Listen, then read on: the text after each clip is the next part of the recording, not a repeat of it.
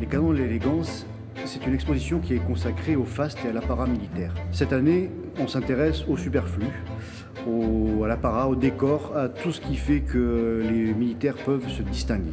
C'est une paire d'éperons dorés qui date de la deuxième moitié du XIVe siècle. Ces éperons sont remis au chevalier au soir de son adoubement et symbolisent son entrée dans la caste militaire. Il s'agit de cette épée qui est l'épée de diamant de Louis XVI, qui a été fabriquée entre 1784 et 1789. La garde avait été démontée, les diamants avaient été dispersés et l'ensemble était réputé perdu. Ce sabre, qui est un sabre à système, qui associe un pistolet avec un sabre classique et qui est une commande faite par un officier général ottoman auprès d'Eugène Le Fauché.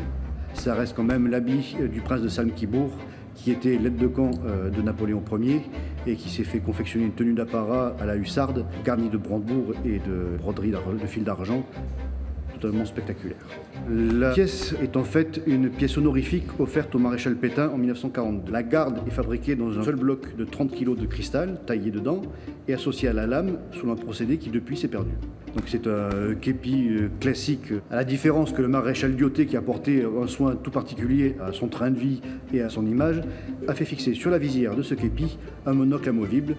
C'est ce pistolet, un pistolet Luger, un P08 à canon long, qui a été pris durant la Deuxième Guerre mondiale par un aviateur des forces aériennes françaises libres, qu'il a fait chromer, qu'il a fait décorer, qu'il a fait chromer et qui s'en est servi d'arme de service durant la guerre d'Indochine. Et c'est une arme qui évoque plus le monde de James Bond que vraiment le monde de l'armée. Et si je devais en citer qu'une, ce serait l'armure du futur Henri II, du Dauphin de France, une armure bronzée et décorée d'argent.